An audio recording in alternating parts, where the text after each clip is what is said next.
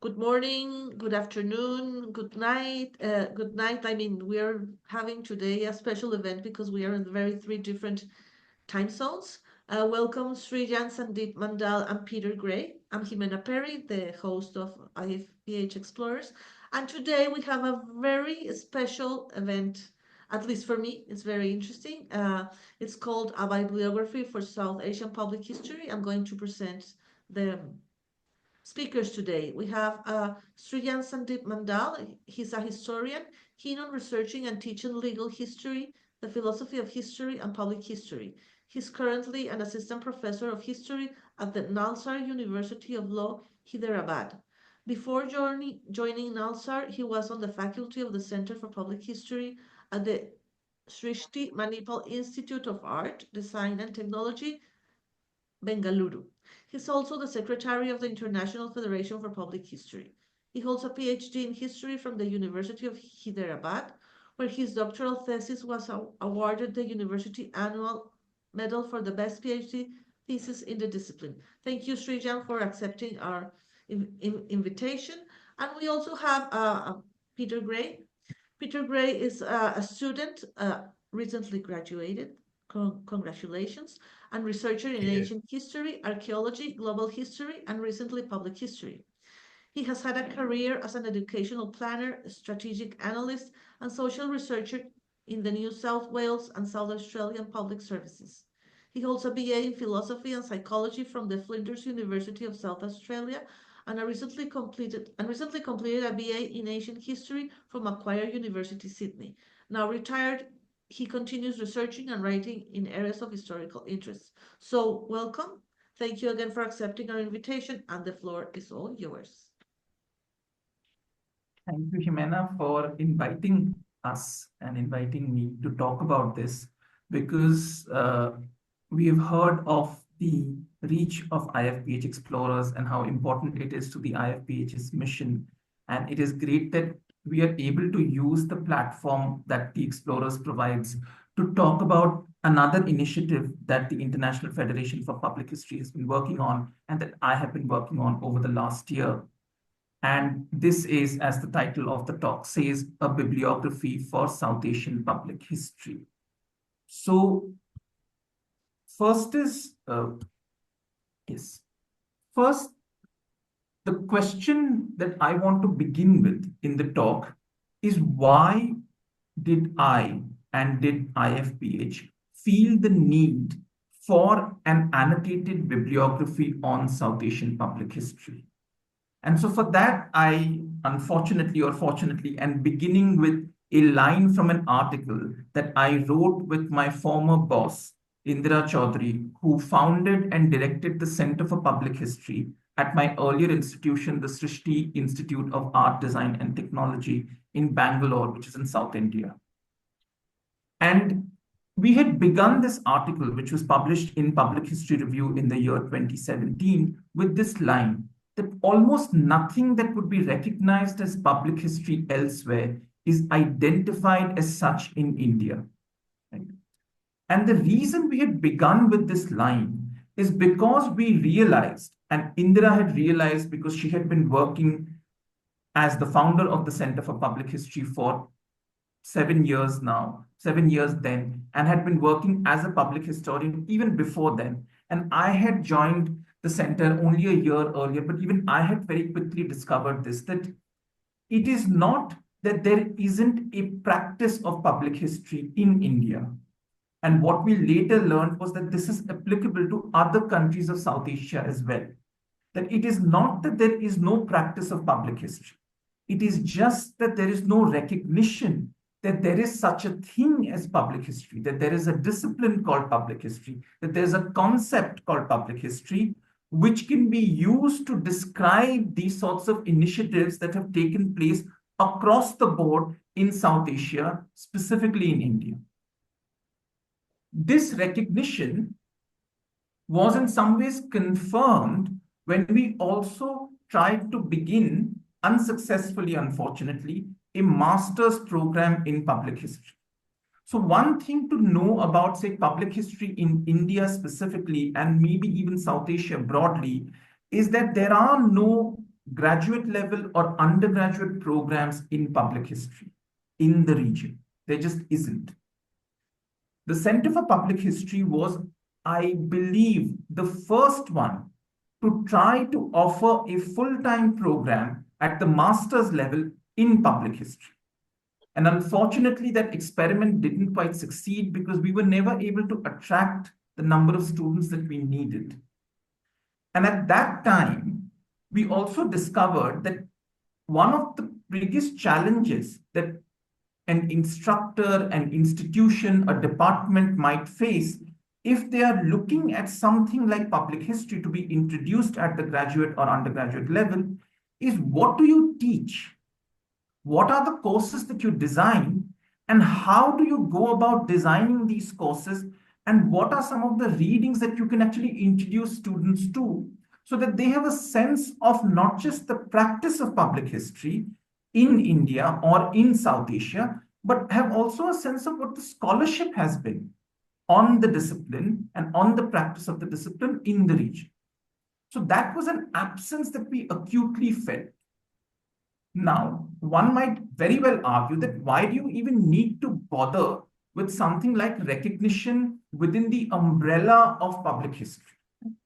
Since there is, as I've said, already practice that can be considered public history in South Asia, in India, already going on rather well, why need we bother with something like a label, especially a label that does not originate in South Asia, but comes primarily from the United States and from the 1970s?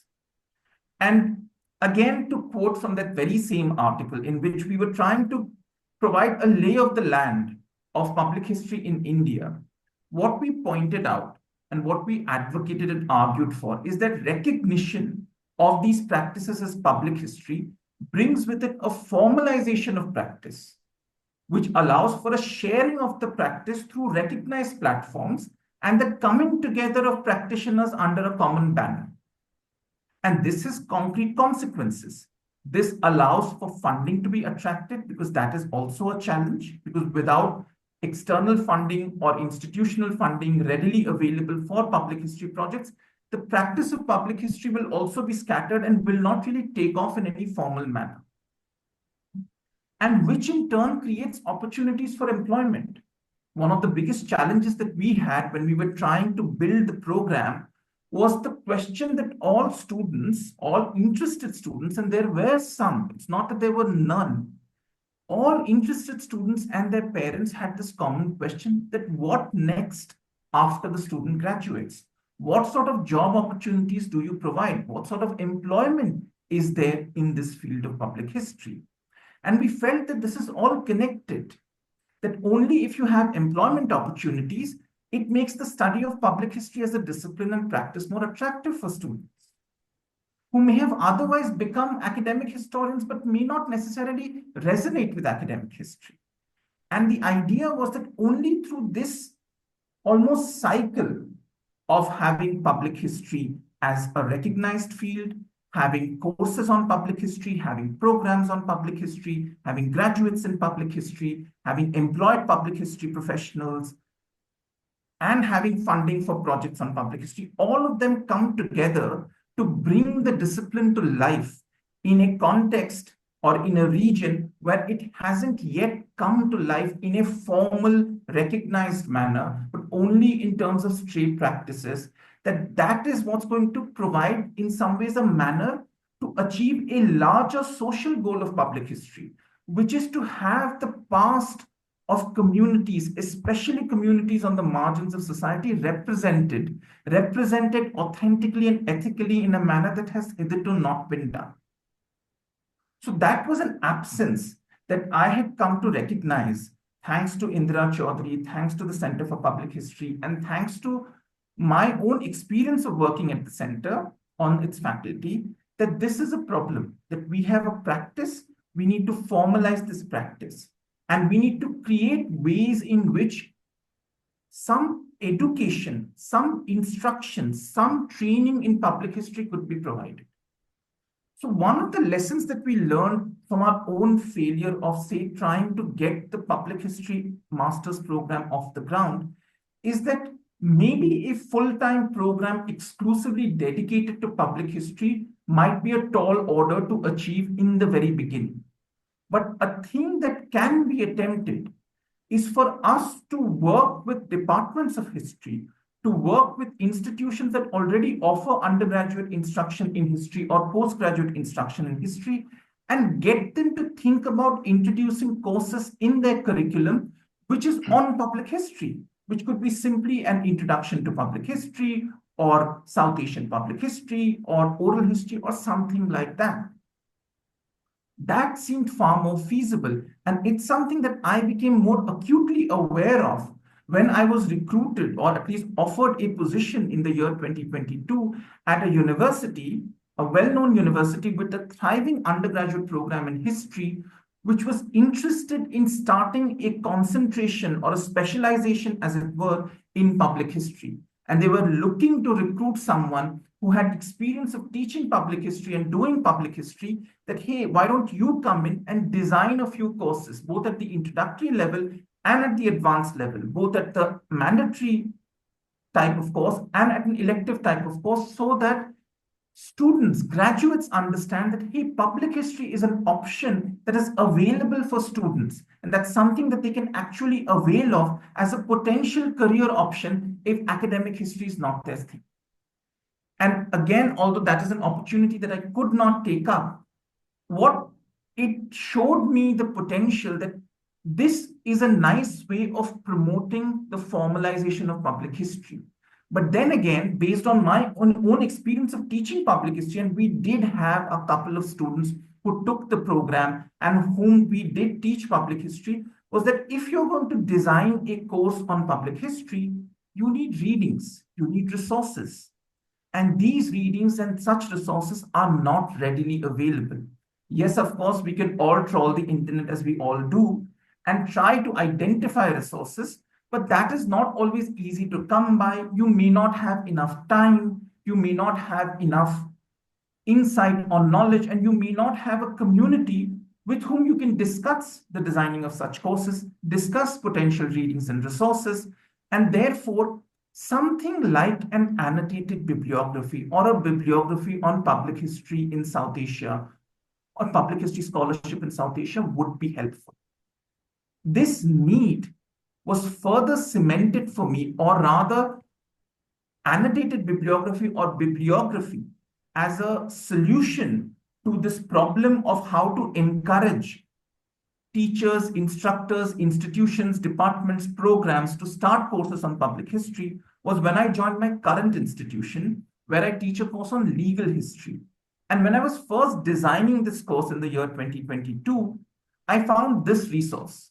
And this is a resource called South Asian Legal History Resources, which has a comprehensive bibliography on South Asian legal history scholarship, curated by a renowned legal historian and lawyer named Mitra Sharafi at the University of Wisconsin-Madison. And because of what she has achieved, which is that, and this is just one, and there are hundreds of resources, hundreds of texts that she has enumerated and she has worked on with all her colleagues to compile and curate. It gave me a sense that, hey, this is a really useful tool for an instructor like me trying to design my first course on legal history. And this is what made me realize that, yes, this was a problem that I experienced also when I was trying to teach courses on public history, but I did not have such a resource. And now that I have used such a resource, I've seen how useful such a resource can be. Maybe there's something like that that we can do for public history as well. Another example was this. This is an annotated bibliography on empire in Asia. This is a project of the National University of Singapore. And what it does, which say the legal history bibliography does not, is that it annotates each and every one of its entries. So for example, this is one of its, again, hundreds of entries in this bibliography. And what you see is that you see the book cover, you see the details of the book, you see the synopsis, and of course, I haven't been able to click the full thing. If you go, you see further, you see things like scope, you think things like argument. So the annotation is more than what the dust jacket of a book says. The annotation has been done by individuals who have gone through the book and have broken down the book in a manner that might be useful to scholars, to students, and teachers of Empire in Asia. So these two examples, but primarily the legal history bibliography on South Asia that Mitra Sharafi compiled and curated, gave me an idea that, hey, this is something that we could actually do for public history as well. But that was just an idea. And this is the year 2023. And then that idea starts to take form. And the idea starts to take form because of this student. This student's name is Rahul Pandey. He was then, when he emailed me in the year 2023, he was a second-year student of the BALB 5-year integrated undergraduate program in law at the West Bengal National University of Juridical Sciences in Kolkata, which is in Eastern India. Now, Rahul had emailed me because he was looking for an online internship. And he was looking for a month-long internship. And he was looking for an internship that would entail some kind of research. And he had emailed me out of the blue.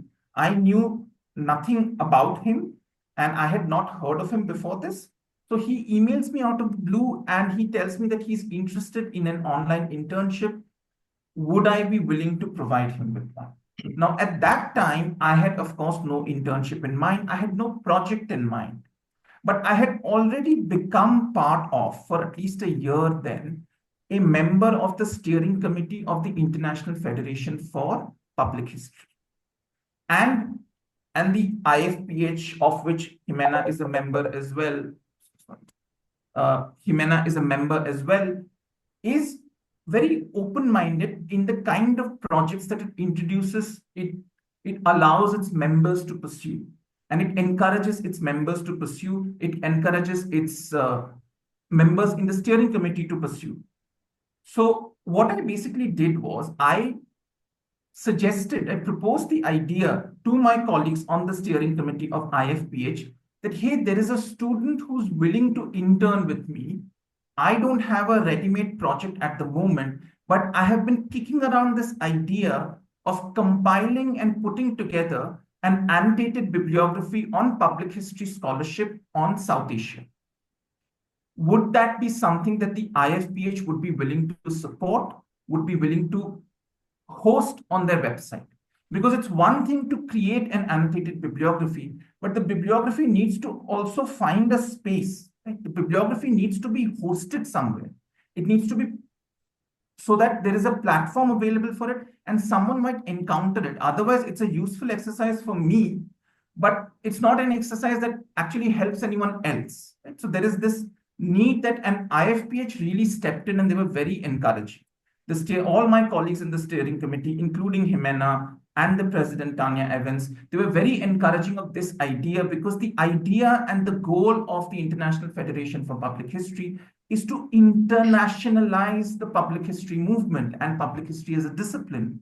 And one way of internationalizing this would be to bring recognition to myriad practices that can be called public history in regions outside the global north and have them be recognized as public history, have them be written about in scholarship, have them be theorized and spoken about so that the discipline also takes root in this region and something can come of it. Like the process that I've described, programs can be created, courses can be created, graduates can be produced, employment opportunities generated, and suddenly a different way of history emerges.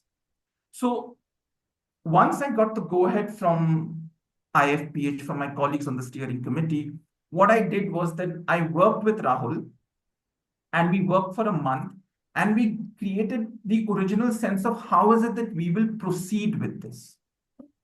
And the idea was that we will borrow from elements of both. We will borrow from what Mitra Sharafi's bibliography on legal history scholarship on South Asia does, which is that it has bibliographic entries and it has keywords.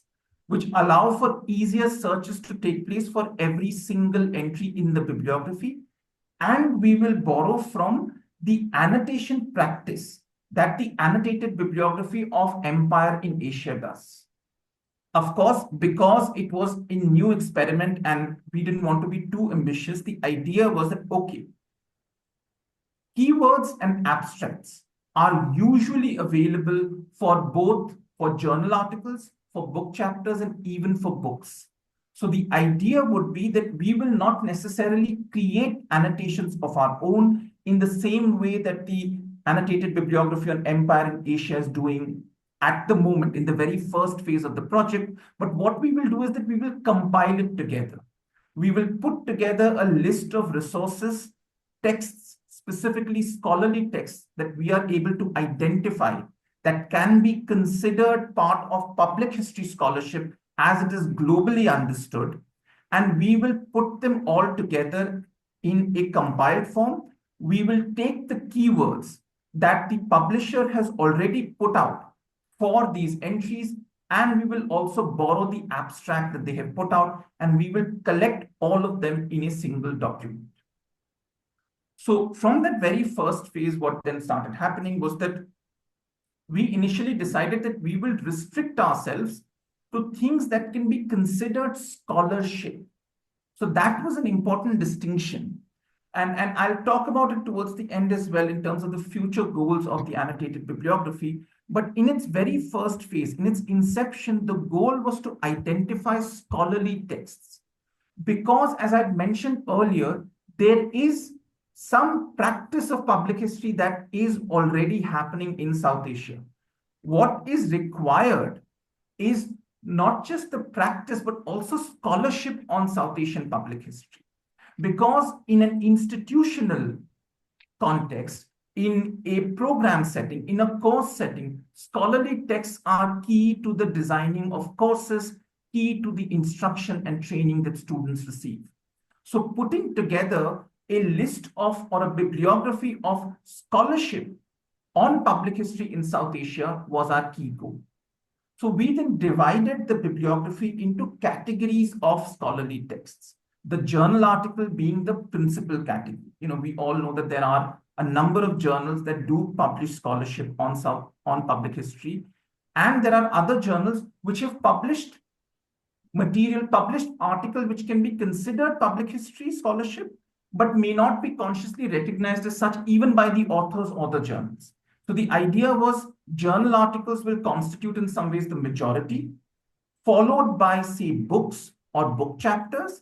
And we were also open to having something like, say, blogs or articles, which may not necessarily be scholarly in the traditional sense of the word, but are informed by scholarship and the rigor that informs scholarship.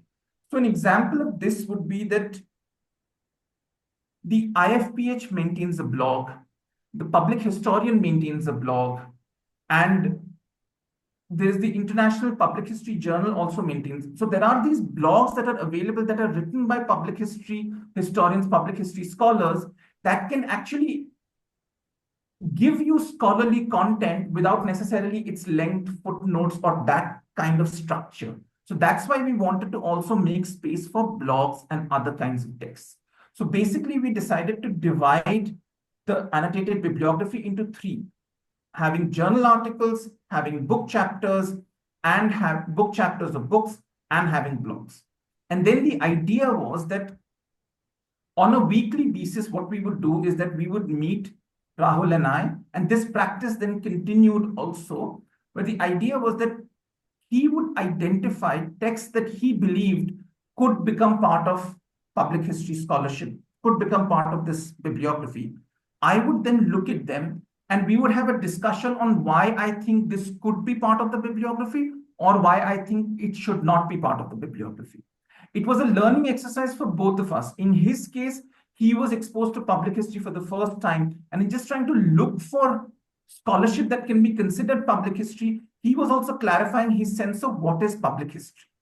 Similarly, even I was trying to create an almost not a formal definition, but an informal understanding of where I must draw the line of what constitutes public history and what does not. And if you were to press me on a definition, even now, I don't think I'll be able to offer a definition, because I think this was something that was quoted in the public historian website, on the public historian website, that public history is like obscenity. You know it when you see it.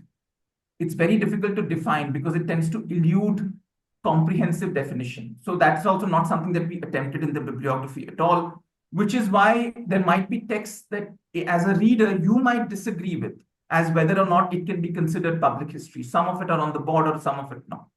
So after Rahul, then the reason why this project has reached this stage is because of Macquarie University, Sydney, and specifically Professor Tanya Evans, and the internship program that they've created, where students of their undergraduate program are assigned to intern with, say, someone like me and on this project, because this is part of the IFPH.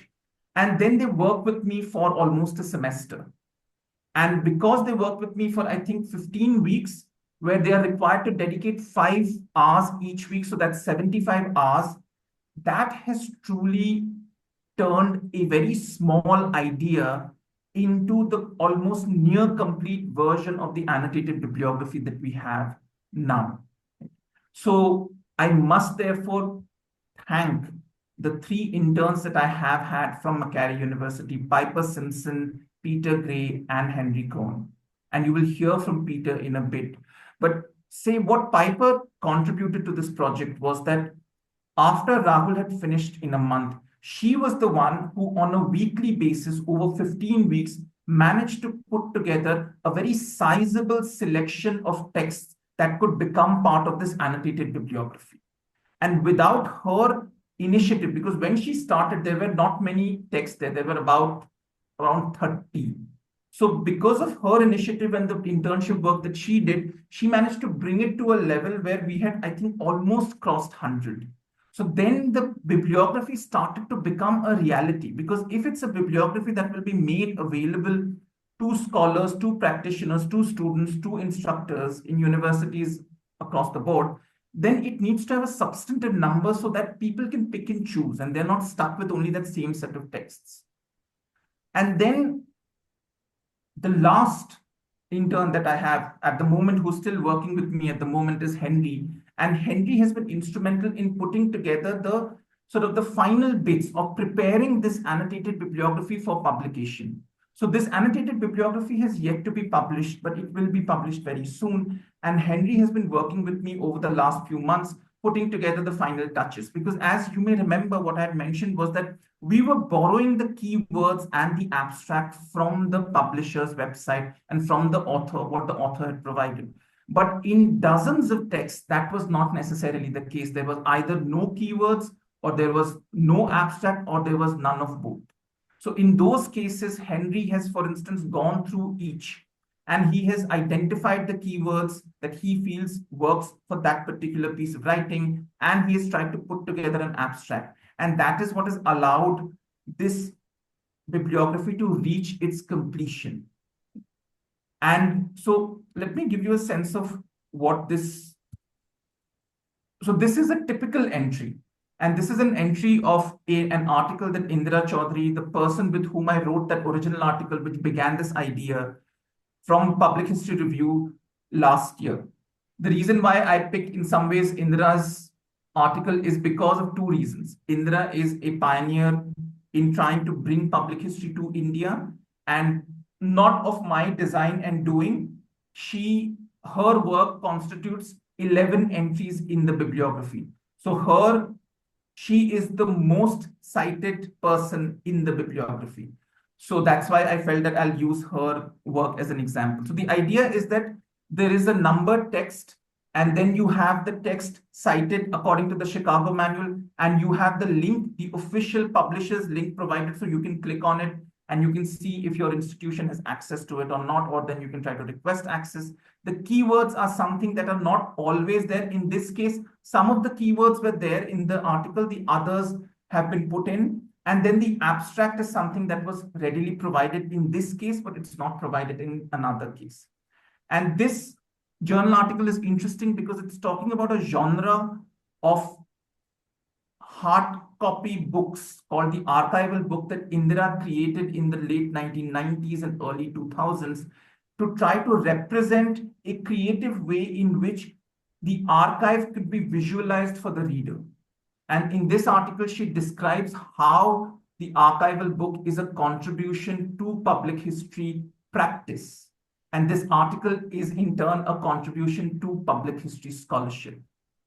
So where are we in terms of the stage of the project now? So we are, as you can see, there are at the moment, after almost more than a year, because we began last year in about August or September, we have 204 bibliographic entries in the annotated bibliography on public history scholarship about South Asia. This is a number that I hadn't honestly expected to hit, simply because when I was an instructor of public history and trying to teach courses on public history, I did not think there were so many resources on public history. Although we did try to put together a sufficiently comprehensive reading list, it did not reach 200 at all. And so to see that there are more than 200 potential pieces of scholarship, not just public history practice, of public history scholarship that can become part of this annotated bibliography is something that is truly unbelievable. And the thing that is even more unbelievable is that I don't think we've exhausted the resources on public history scholarship yet. I think as Henry at the moment is working on trying to look for other resources as well, and any future interns or any future assistants who work with me on this project will also try to do the same thing. They will try to go beyond what has been found to see if there is more. And turns out every time you look, there seems to be something more. Maybe the number of things that you find is less, but there is always something more to find. So this number is definitely going to increase. And this bibliography will definitely become more comprehensive as we go along. And like I had said, that there are 3 types of texts that are represented in this bibliography. And there are journal articles, which are 146 in number, 41, which constitutes the number of books and book chapters we have found, and 17, which constitutes the number of blogs and media articles. And like I had said, each and every one of these 204 bibliographic entries has been annotated with keywords and with the abstract, both of which are usually available from the publisher or the author. And if they are not, we work on it. We work on it and we provide it. But what is truly encouraging and something that we are proud of with this annotated bibliography is the fact that all the countries of South Asia are represented.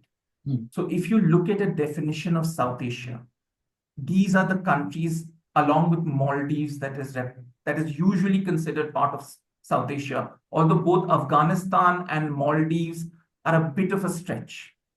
And I must admit, we haven't found public history scholarship on Maldives, but for every other country, we have found public history scholarship, whether it's Afghanistan, whether it's Bangladesh, whether it's Bhutan, whether it's India, whether it's Nepal, whether it's Pakistan, whether it's Sri Lanka.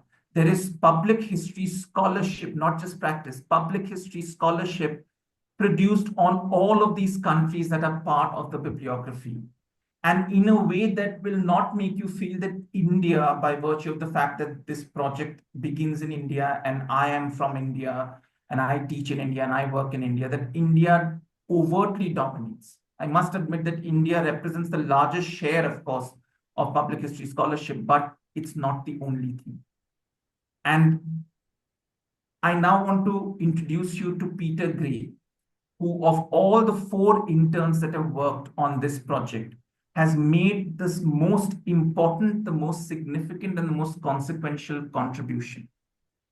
If the bibliography has reached 204, it's because of his initiative. Because on a week in, week out basis, he was able to find more resources than I could think possible. And he was also committed to not just ensuring that there were a lot of resources week in, week out available for me to discuss with him, whether or not this can make it into the bibliography or not, but that they are sufficiently diverse. And he always would usually pick a weekly theme that in this week, this is what I'm going to look at. I'm going to look at maybe technology, or I'll look at Afghanistan, or I'll look at Pakistan, or I'll look at Bhutan, or I'll look at heritage management. So because of a very focused search that he had, he was able to make incredible contributions to the bibliographic entries that this bibliography has. And what is more, is that he was able to also offer a comprehensive and insightful analysis of the bibliography in a way that I had not even envisioned. The idea was only to collect all of this and to make it available. The idea was not to really analyze its entries and to see what we have and what we don't have. But this is something that Peter brought to the table. He did it on his own steam, on his own initiative. And when I read what he had found, I was so impressed by what sort of insights it was able to generate, insights that I had not even thought of. And I don't think anyone had quite envisioned, which is why I have invited Peter to be part of this talk and to present the analysis that he did on this bibliography, which will actually allow you to understand what is it exactly beyond just the numbers that we have been able to put together in this annotated bibliography. So thank you, Peter. The floor is now yours. Thank you.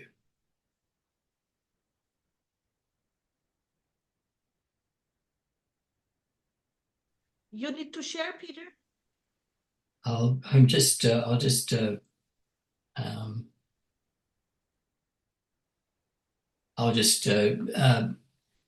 Okay. Find the slides. Go to the slides.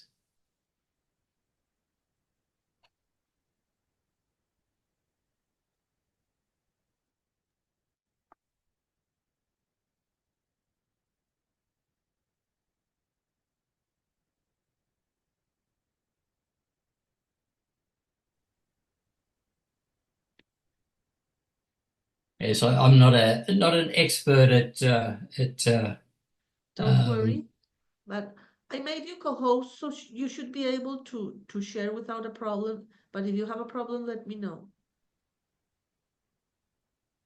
There you go.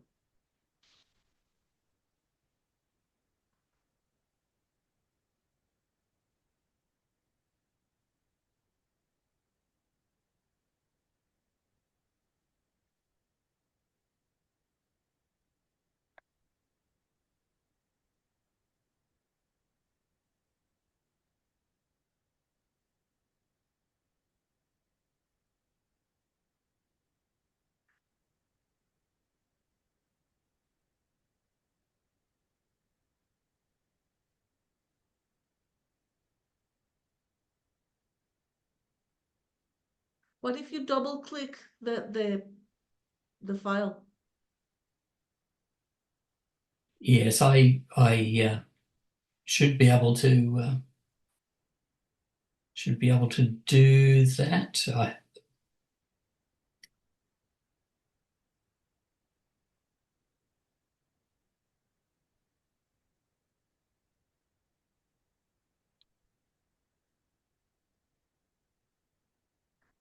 Okay, let's see. It's okay.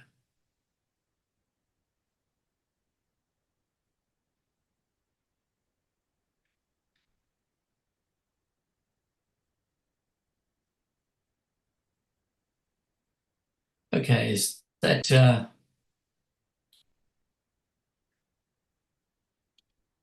We are seeing it. I see it. okay? All good.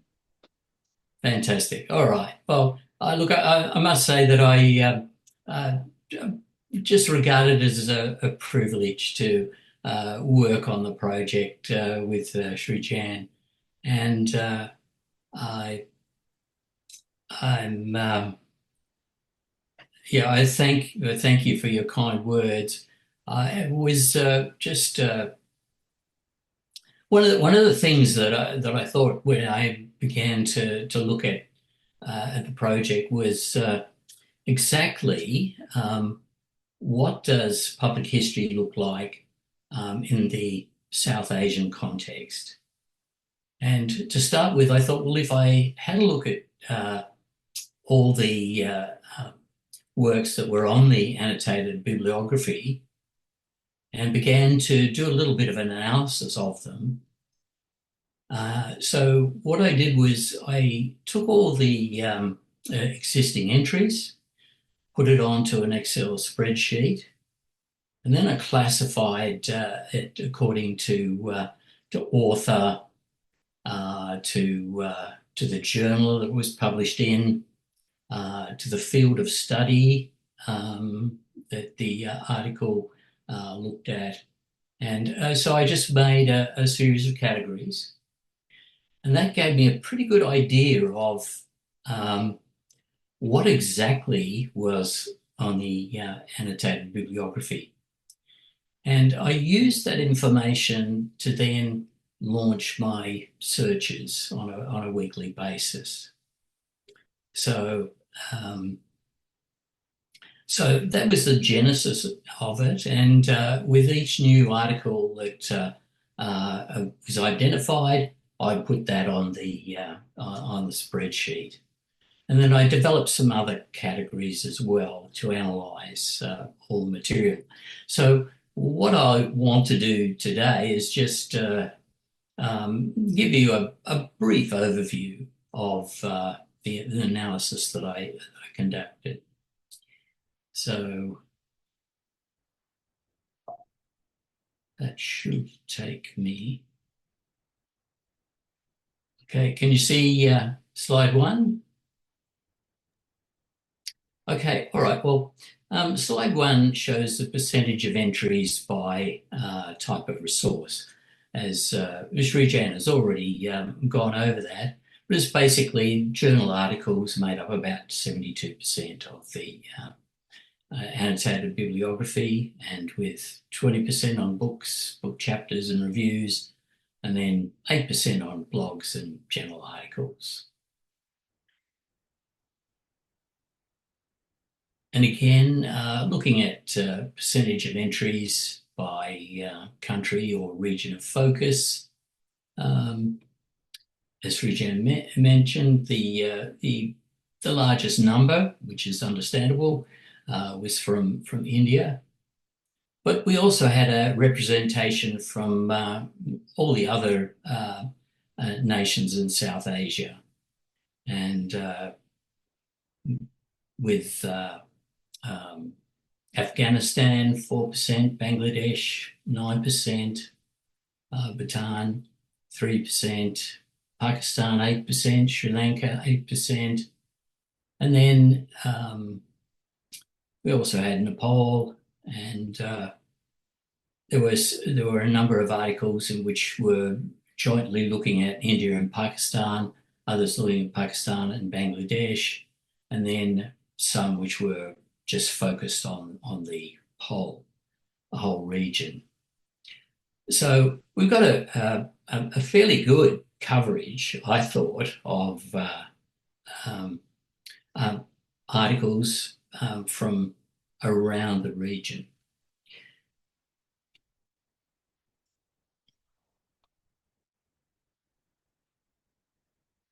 Okay, well, slide 3 looks at the percentage of entries by field of study. And I classified the articles and the books into the various facets of public history. And as you can see, public history, oral history, cultural heritage are fairly well balanced, with about 25% of the resources on the bibliography. And the remaining 25% is made up of articles focusing on galleries, archives, libraries and museums. And then 10% was on digital heritage and history. And that seems to be an area that is really starting to expand. And I kept on finding more and more articles from that particular field of study.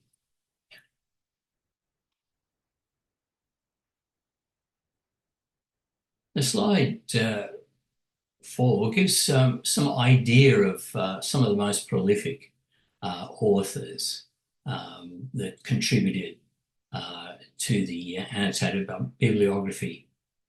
Now, I must stress this isn't representative of everything that they do, because this is only the resources that we've been able to identify.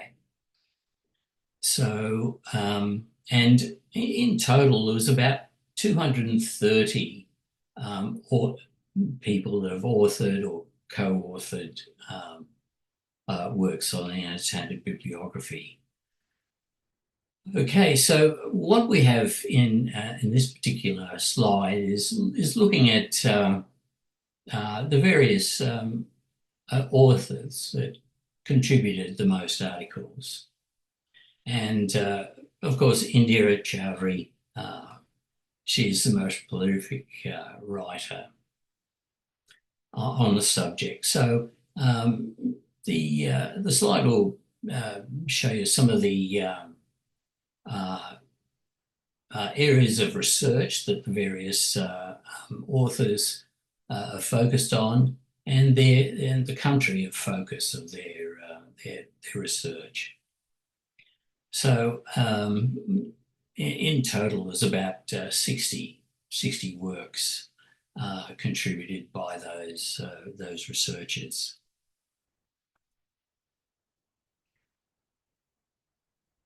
In slide 5, we looked at the most frequent keywords that we used in the bibliography and the top 10 keyword categories. Now, not as Srijan mentioned, not every book and article on the annotated bibliography provided keywords, but of the 156 or so,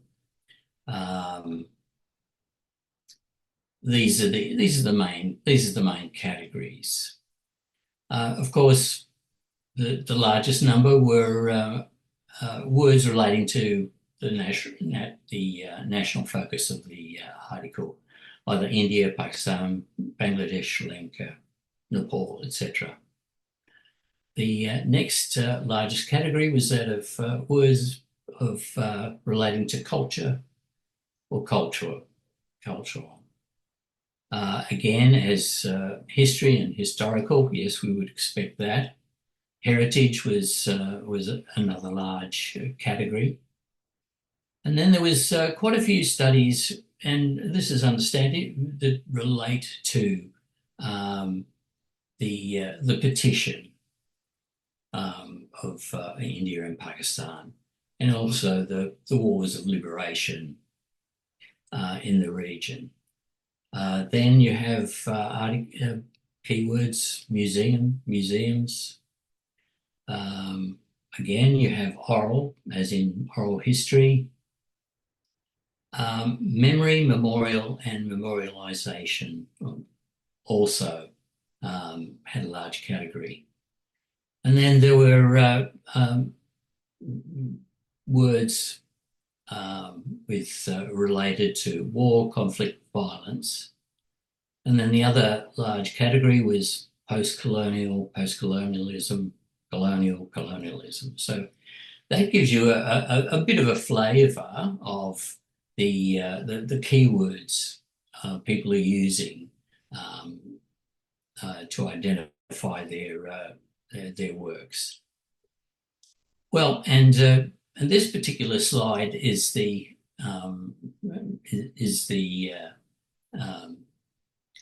I think is the most exciting. What I was able to do was to have a look at when the entries were published, or the works were published. And I looked at 5-yearly intervals, starting out from 1995 to 1999, and then finishing up with 2020 to 24 as of May of that year. So that's not the whole year, it's only the half year.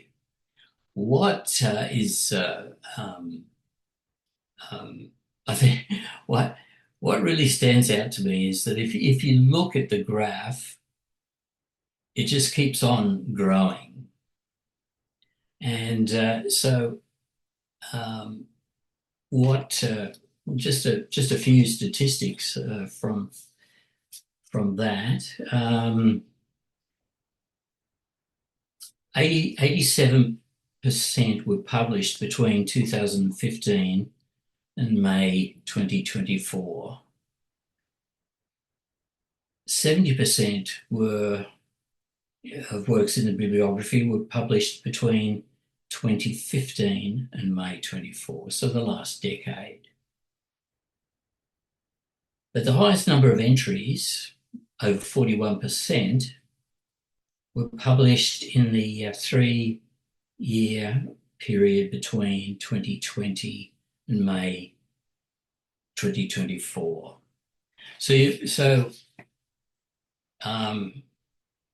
The more that we search, the more that we're finding. And the publications that are there are relatively recent. The bulk of the publications are relatively recent. So what I found with searches is the more that you looked, the more that you'd find. But I was surprised by the number of recent publications being identified, and it only makes me wonder in future how much more we can expand that. I expect that eventually it will double that. So that's all good news. And just finally, I did an analysis of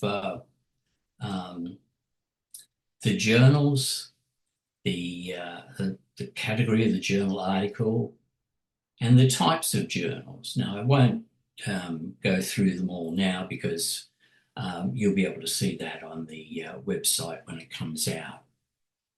But what stands out is that really articles on public history can be found across a wide range of journal types.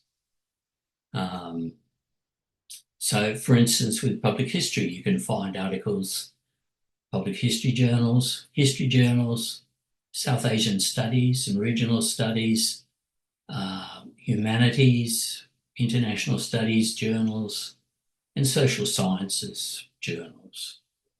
And so there's a very wide range of sources for articles on public history in South Asia.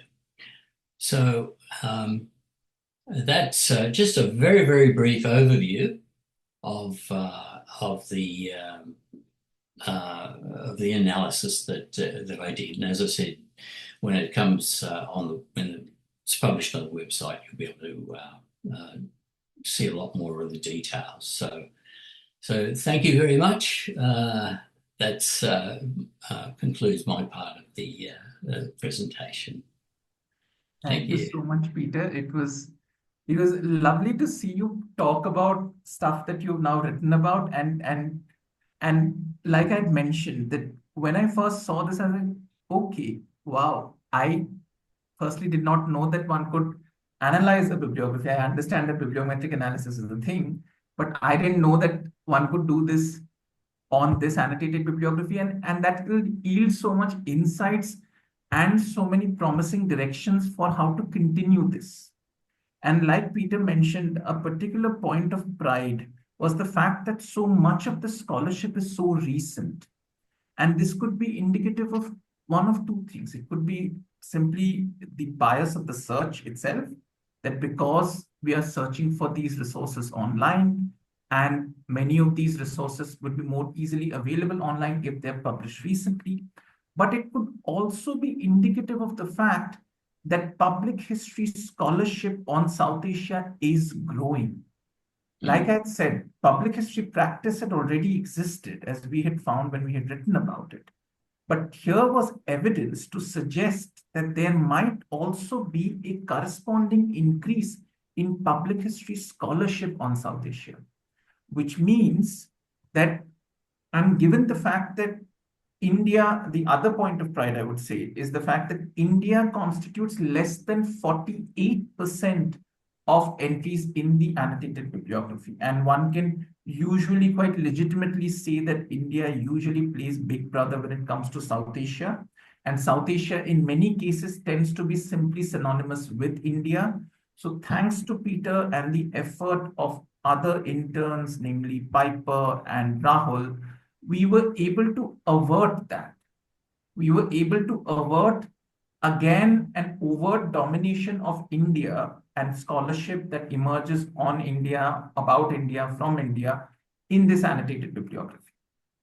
But what it has, but because of the fact that we have been able to find enough scholarship across South Asia, and we have been able to find scholarship that's so recent, I think it is evidence of a critical mass where there is now sufficient practice of public history in South Asia. There is now quite a bit of scholarship on public history in South Asia. What needs to happen next is that these two need to come together and translate into formal academic instruction on public history in South Asia, so that the practice and the scholarship can be formalized into discipline, and that discipline can be provided through training, and that can then actually create a more consistent source and cohort of public history graduates and public history practitioners that can help seed the discipline further in this region, and can also contribute to global discussions about public history, which have historically been and understandably dominated by the American and European Academy, the Global North Academy. And here is an opportunity, and the bibliography is one way of doing it, for us to contribute to that discussion, and for us to remain true to our context, and for us to train interested students in public history in India and other countries of South Asia. So what is the future plan? And with this, I will end. The plan is that this will be published over the next month or two before the end of the year on the website of the International Federation for Public History. The IFPH website already has a tab called Resources, where there is already some resources available on public history, especially in the European context. So this adds to that literature. This adds to the goal of IFPH in internationalizing. And even Jimena has been working on an annotated bibliography of Latin American public history scholarship. So that will add yet another dimension, yet another voice from the global South to the global public history conversation. The next idea would be to keep at it with this project. The hope is that we will have interns as enthusiastic and insightful like Peter working on this project, so that we can, as he mentioned, keep searching more, keep searching further, and keep growing the bibliography. The idea being, just as the first version or the first edition of the bibliography is going to be published at the end of 2024, we will publish another edition at the end of 2025, which would be the second edition, and so on and so forth. So the idea would be that we would annually, till we can figure out a more responsive system, we would annually keep updating the bibliography with the latest scholarship on South Asian public history. And so that whoever accesses it, whether it's a student, whether it's a scholar, a practitioner, or an instructor, they are getting the latest that public history scholarship has to offer for those in South Asia and interested in South Asia. And finally, and this is an idea that comes from, again, Jimena's work on Latin American public history scholarship, is that we might consider diversifying the resources or the sources that go into the bibliography. As I've mentioned, initially the goal was to focus on public history scholarship. That is to say, principally texts such as journal articles, book chapters, books, and blog articles. Now the idea might be that once we feel that we have reached a certain, not necessarily exhausted the resources, but explored most of it that's out there and easily available, we might want to diversify by including, say, things like podcasts, YouTube videos, radio programs, maybe plays, films, things, documentaries, which can all be described as and understood as examples of public history scholarship becoming part of this annotated bibliography, which has hitherto been exclusively about scholarship and not only about practice. And so these are the plans that we have, and we hope and we pray that once this goes live on the IFPH website by the end of the year, some teacher, some student, some scholar, some practitioner in South Asia and beyond chances upon it. And as a result, it encourages them to maybe come put together a course on public history in South Asia. And maybe that course and a critical mass of such courses can create incentive for programs in South Asia. So what we were unable to do at the Center for Public History, some other institution might be able to do by actually creating a sustainable and viable program in public history, which can consistently produce graduates of public history and can help build the discipline further. So thank you so much for listening. It was a pleasure and an honor for Peter and I to speak at the IFPH Explorers Forum. Thank you so much. Thank you. Thank you, Srijana and Peter. This was really, really, it's really amazing. I was really into it the whole time, and also the detailed work you have done has also made me think about the one from Latin America. Perhaps at some point we can compare efforts and perhaps complement each other work, but I mean that's another thing. Yes, of course. But I have two questions. I have two questions for you. The first one is, what about language? This is going to be only in English, or at some point other languages are going to be included? And I have the same question for me related to Spanish. I haven't figured out that out, so I want to hear what's your opinion on that. And the other one is, hearing you speak, Srijan, have you ever considered, or at some point you would think, that's also a question for myself. I know there's a lot of projects in South Asia. Well, I know a few, not a lot. I know a few that are very grassroots projects going on related to public history. I don't know if they fit in the scholarly, because they are just projects, ongoing stuff. They have their own ways of promotion and stuff. Are they going to be considered included at some point in the bibliography, or at some point, I don't know, called like social justice or activism? And I'm thinking the same for me. So I want to know your takes on that. What have you thought about that? So, to be honest, I have not yet considered either the language question or the other public history projects that you've talked about. Because, like I said, the initial goal is to try to encourage or create a resource for instructors or students interested in courses on public history. Because there are no courses on public history, I feel that the discipline is not really taking any root in the country. And unfortunately, the language of scholarship in South Asia is English. It is a legacy of colonialism.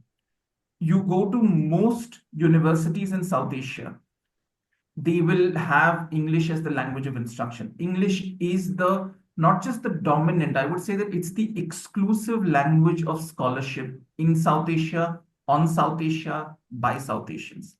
And I know of an initiative at a Center for the Study of Developing Societies in New Delhi, which is the capital of India, which is trying and has created a journal in Hindi. Hindi is one of the 2 official languages of India. The idea being that it will be an academic journal, will have the same rigor as, say, an English language journal, but it will be published in Hindi. So there are some initiatives of this kind, but those are few and far between. And at the moment, given that we haven't yet exhausted everything that's available in the English language on South Asian public history scholarship, I don't think I'll be able to or will be able to diversify it to other languages. But once I think we have this in place and we know that we understand what's happening year in, year out, maybe in a future phase of the project, we might consider things like, firstly, translating the bibliography itself into other languages, so that you need not have English as a language to be able to access it. And secondly, and more importantly, to look for languages or resources in other languages? Because the mechanism of how to do that would also have to be figured out, because a Bengali language publication or a Hindi language publication or a Urdu language publication, how do we find these things? That is a challenge that has yet to be met, which honestly I haven't yet figured out. And to your second question, you're absolutely right. There are, I think, you had hosted an earlier talk with Maya Dodd and Aparna Vedic, and the project that they are working on, which is actually trying to make sense of all public history initiatives in South Asia, in India specifically. They have looked at a lot of grassroots projects, and there are many grassroots projects that will not be written about in a scholarly fashion, and that will not be considered public history even by the practitioners, because they have different agendas. As in, they are maybe trying to solve a particular local problem or being an activist initiative, and it just happens to coincide with public history, but it's not meant to be public history in that sense. So I think the idea there would be, again, that in a later phase, just as I mentioned, that thanks to what you are doing in the Latin American context, if we can include other resources and not just scholarly texts, we might be able to figure out a way as to how such grassroots initiatives can also be included as a resource. Fundamentally, the idea would still be that this annotated bibliography is a resource for educators and students. That's, I think, would still remain the goal. But the idea would be to also make educators and students aware of the kinds of initiatives that are happening that may not be part of published formal scholarship. And so the hope would be that maybe in the third edition, because I think once this goes out, we will need yet another year just to see, have we really exhausted all of it that we can find online using the methods that we have, or is there more? Once I think by the second edition, we will have, I think, pretty much exhausted what can be found. And then on an annual basis, there will only be a marginal addition. So once we reach that stage, if it's not in the second edition, maybe it's in the third edition or in the later editions, then I think we'll have to figure out how to include these very interesting, very important, very urgent public history initiatives, thinking of it as being a resource for educators and students. And again, that is not something that I have yet thought about, but I feel that maybe in a future edition, probably third or fourth, this is something that we'll have to look at very seriously. And then conversations about the ethics of it, how to represent it, how to make it accessible and meaningful without it being exploited. All of those things would also have to be considered.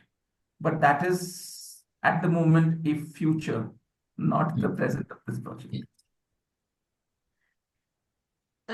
Yes, I understand, because hearing you both speak, this is just like the beginning of a very long and big project.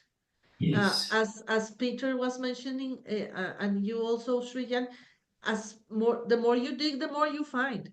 Yeah. So this is not, I mean, I just see it as like the beginning of a huge project, which is very, very interesting. So all of those considerations also made me think about the one for Latin America. It's the same thing. It has to be a long thing, many versions. It's really very interesting. I find it very interesting, and you say that the hope is that it's going to be used. I'm sure it's going to be used by a lot of people, because it's it's a very it's a novelty. I think it's like kind of a unique project. So congratulations. Before ending, is there anything else you want to add or to invite people to consider about your project? Only thing that I would like to add, and if Peter, you have something to add, please do so, is that in the annotated bibliography that is published, as Peter mentioned, this analysis will also be there. And what we'll also do is that we will provide an email address where, if you feel that there is something that can be part of this bibliography but wasn't there, please write to us. Because as you've seen, this is a project that has primarily been put together, which is why even the slide that I've shown, it says prepared by Peter, by Piper, by Henry, and by Rahul. I have only supervised the process, right? So just as four individuals coming together have been able to put together so much, if any reader if you are watching this and if you encounter this and if you find this useful, if you have resources that you are aware of but which we are not aware of, please let us know. Because this has to be a collective endeavor beyond the people that we can formally work with.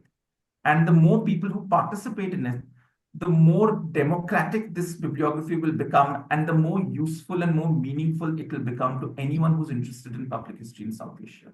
So that is my only plea, that please do use it and please do suggest ways in which we can make it more inclusive and comprehensive. Peter, would you like to add something? Oh, look, just to reinforce the more you look, the more that you find. And it seems like there's a much greater interest in publishing materials on public history. So I think the future is bright.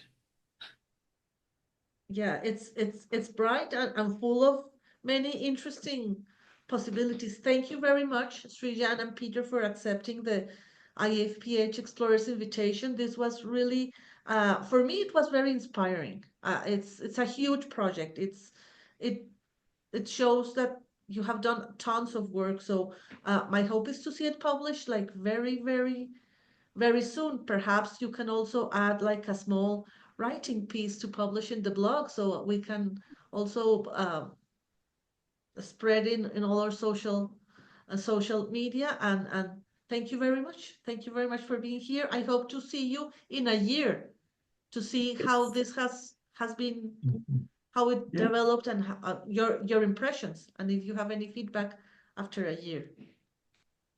Thank you so much for inviting us. Thank you so much for allowing us the platform of the explorers to talk about this, because this is the first time that we are publicly speaking about this, and we are inviting people to take a look at this once it's published, which will be very, very soon. Thank you so much. Thank you.